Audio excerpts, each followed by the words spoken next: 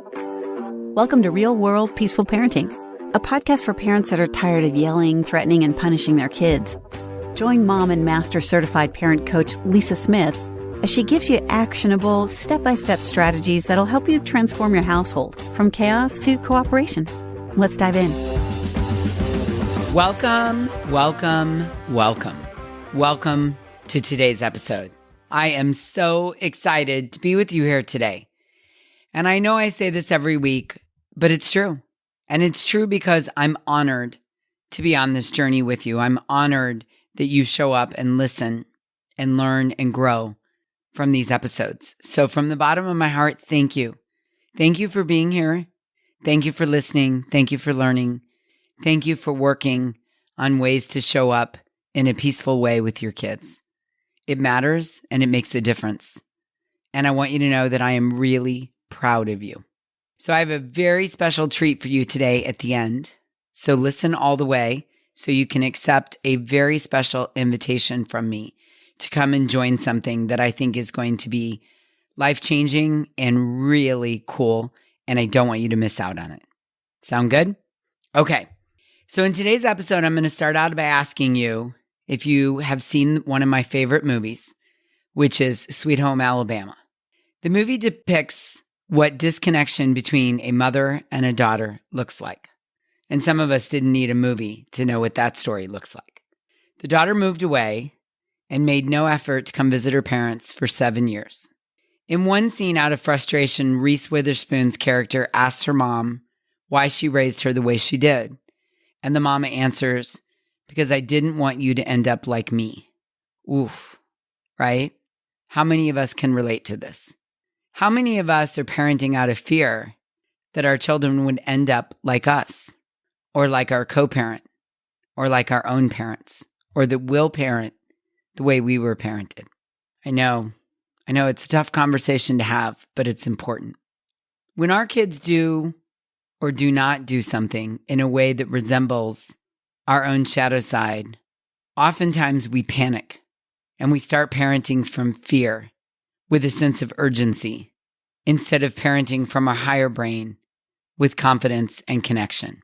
Our shadow side, or the shadow side of those who modeled or influenced our character, might include bad habits like overeating, people-pleasing, reacting out of emotional immaturity, smoking, spending money we haven't earned yet, or spending money on frivolous things, not saving, not knowing how to save money, or leaving nothing left when we really needed it.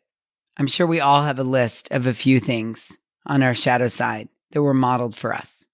And even if we feel like we've conquered certain areas or overcome them or look the abyss in the face of our shadow side or the shadow side of the people who have influenced us, we often feel an urgency to teach our children everything we think we know and teach it all as early as possible and teach it all the first go around and teach it perfectly to our kids.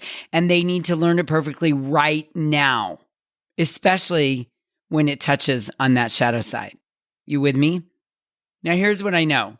Our brain creates a fear that if our kids do something that resembles our shadow side, that's it. It will be locked in. They will do it over and over and over again to the point that it becomes a habit, maybe a bad habit, and that feels intolerable to us and creates panic. And maybe you have a personal life experience that's proven to you how hard it is to conquer these bad habits.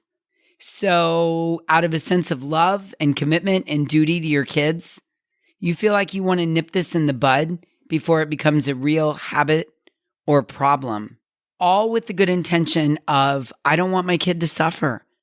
Lisa, I know how much I suffered, and I do not want my kid to suffer. I get it. I totally get it. I've been there. I have parented from a place of panic and dysregulation over a, quote, bad habit that I know I had and had to overcome that I don't want my kid to have. Does this resonate with you? Can you relate to parenting from this place? I think we all can. Let me give you a case in point in what this might look like. I recently coached a mom inside my membership community called The Hive, who questioned whether or not she should require her 15-year-old daughter to save any part of the money she had been earning this past summer at her very first job with her very first paychecks. The mom recognized that her daughter was working, which made her very pleased, the mother and the daughter, and she was earning her own money for the first time in her life. The mom beamed with pride as she reported this to us. But here's where the problem came in. But her daughter was spending every penny of it as soon as she made it. The mom told me that she and her husband are natural savers. They had been since they started making their own money when they were teenagers themselves. And the thought of her daughter burning through her paycheck as fast as she got it really concerned her. In fact, it alarmed her. It set off a panic within her. This girl's parents have life experiences that has taught them the value of the dollar and the value of planning, budgeting, and tucking some of it away in case of an emergency. The mom admitted that she learned this from the shadow side of her own mother, who was never able to save money. And it was very painful for her growing up. And she is, to use her words, absolutely determined to spare her daughter the suffering that will come from not saving money.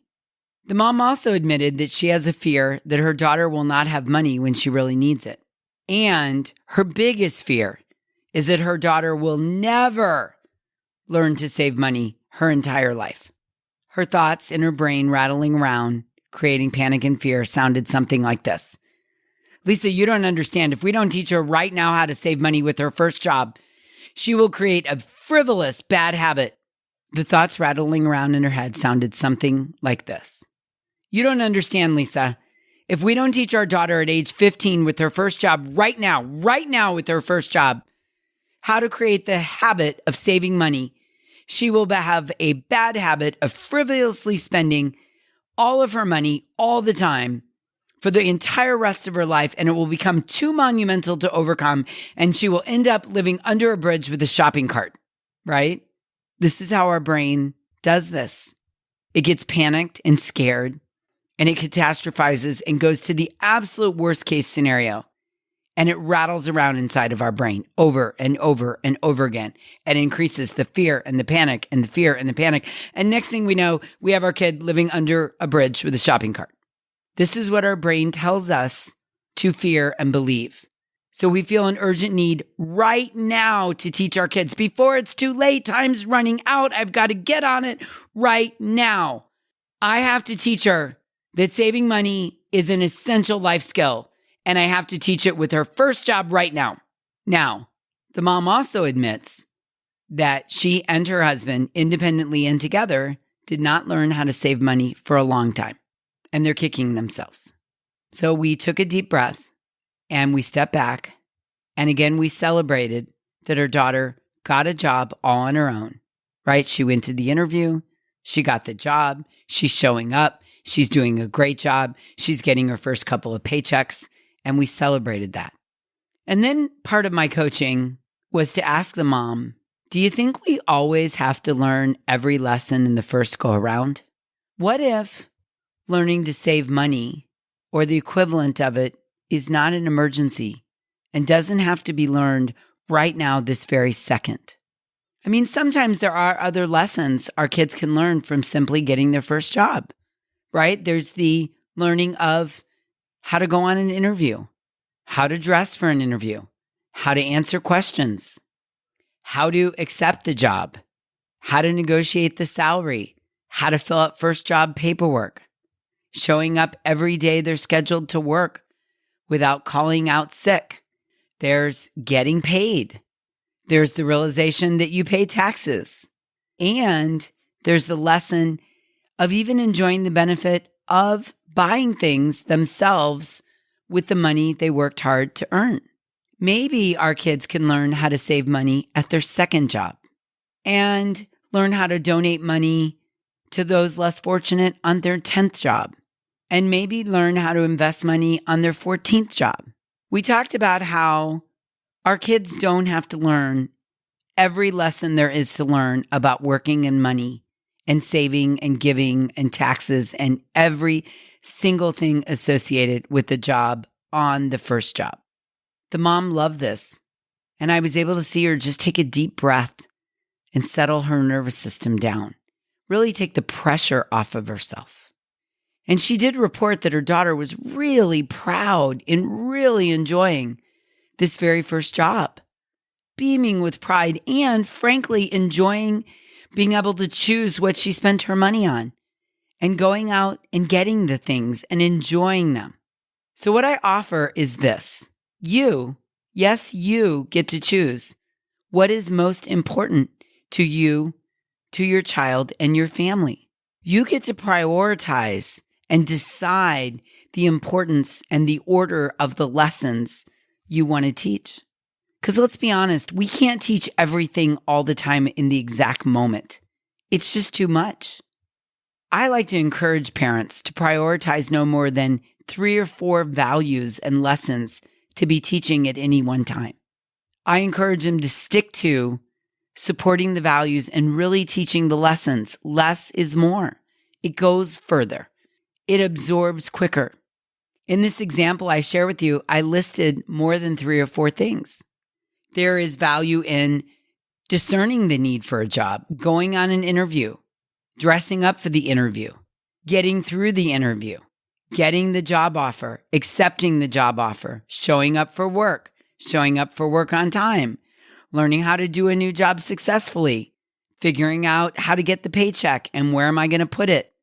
In the bank. How does it get to the bank? How does it get in the account? Having a bank account in order to cash the paycheck. Spending up to the limit of the paycheck and no more. Prioritizing what to spend the money on. Budgeting, saving, investing, donating. That's like over a dozen different things on the list that you might find value in. But here's the thing, a dozen is too much for our kids with underdeveloped brains to learn, listen, manage, and succeed at. It's just too much. It's overwhelming. I can't follow what you're saying. I can't be an expert at over a dozen things. And that's why I strongly encourage you to just pick your top 3. 3, 4 max. And let your children learn the other lessons later. It's okay. It's allowed. They'll get there. I mean, really, how much of what you know right now about money and work ethic did you learn on your very first job? I know for me, it wasn't a lot. So if we realize that we didn't learn everything we know about working or money on our first job, why would we expect our teenager to know what took you a lifetime to learn? The same is true for little kids. Pick your battles or your lessons intentionally and drop the rest. Because what I know, if we are constantly barking at our kids for missing every lesson there is to learn in every situation, they will come to believe they can't be successful at anything. And we will lose many, many, many opportunities to connect with them, for them to feel seen, heard, and valued. And I don't want that for you or them.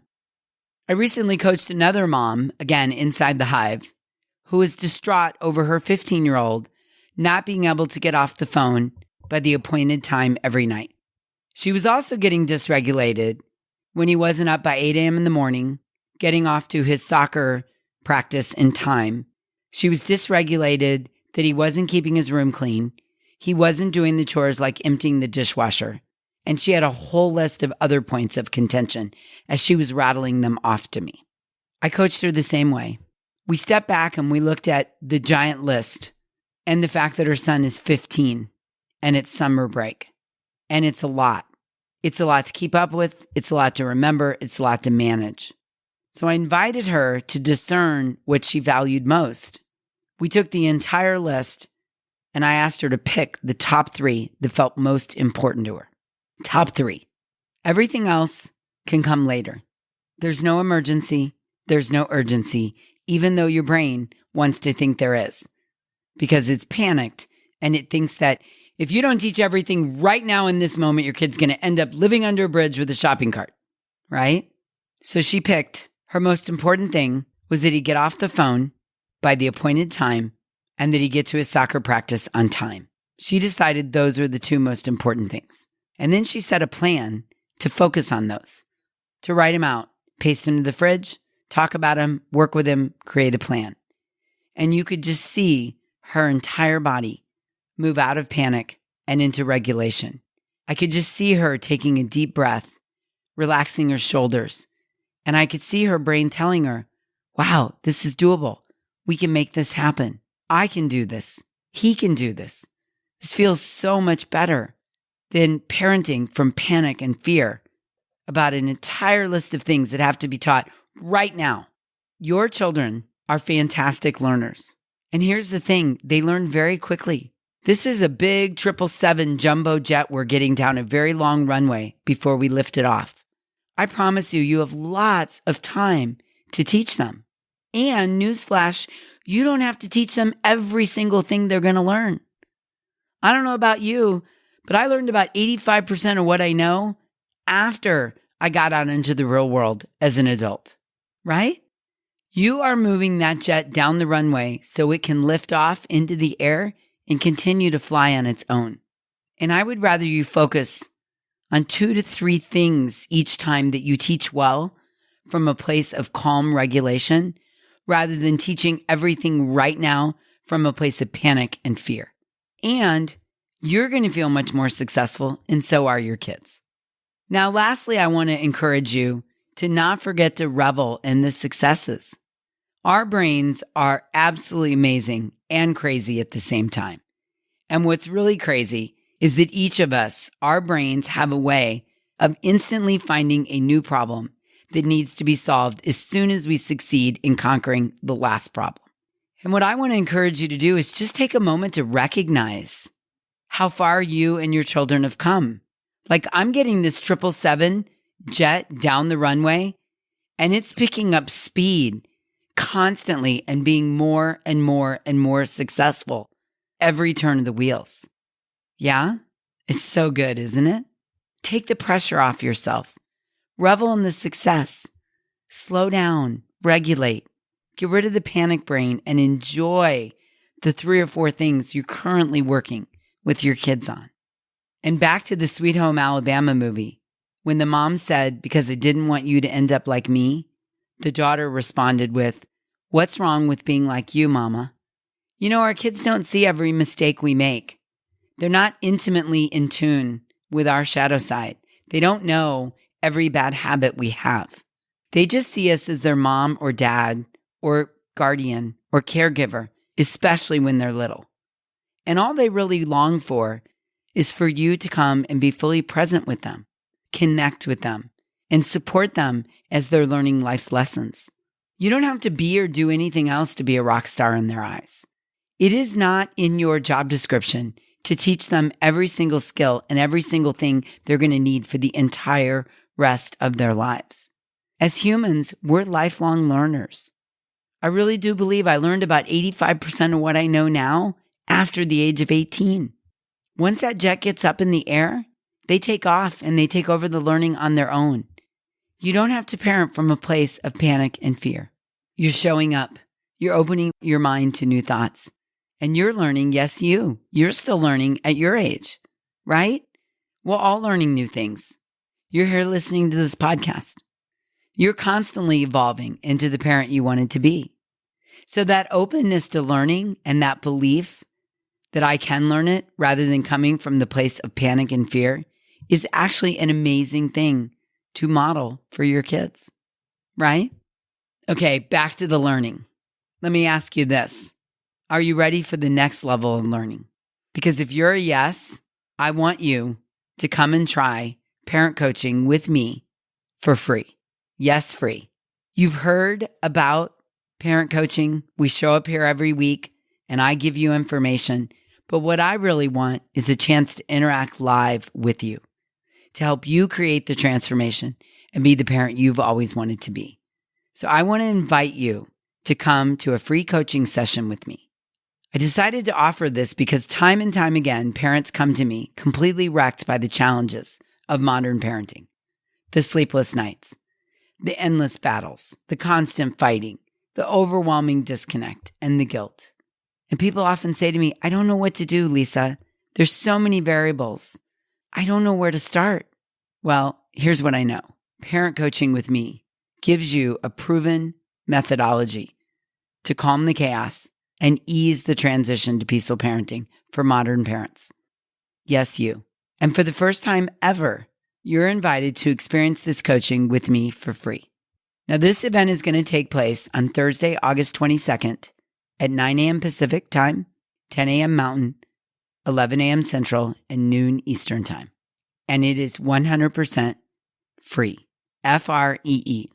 This free 90-minute group coaching call is all about you. Yes, you. I don't care how old your kids are. I don't care how many there are. I don't care where you live in the world. I don't care what they call you. You are invited to come to this free 90-minute group coaching call. I want you to show up and bring your own questions about your specific challenges, your specific parenting challenges that you're facing right now. And I will help you figure out the path forward. Here's an example of a few topics we might discuss. Someone's going to ask me how to stop escalating your kids' big feelings. Someone's going to ask me how to effectively deal with the meltdown at aisle 6 in Target. Someone's going to ask me how to get your kids to listen for real. Someone's going to want to know what to do when you and your co-parent aren't on the same page. And someone's going to want to talk about how they can not take their kids' behavior personally. I'm going to answer all those questions and more. So I want you to sign up and bring your parenting questions to this call so that I can help you on the path to peaceful parenting. One of our newest Hive members is Chris, and Chris recently said, in just one session, I learned so much about myself, my kids, and how I want to show up as a parent. I wish everyone could experience this coaching with Lisa. And it got me thinking, oh, but they can. They can. You can on August 22nd at 9 a.m. Pacific. And I don't want you to miss out.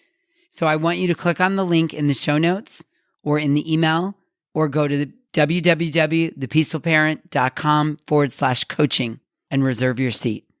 Do not miss out on this free opportunity to come and get a specific game plan for you, your kids, and your family so you can get on the path to peaceful parenting right now. So go sign up, thepeacefulparent.com/coaching to reserve your seat, and I'll see you on the 22nd. Thanks for listening to Real World Peaceful Parenting. If you want more info on how you can transform your parenting, visit thepeacefulparent.com. See you soon.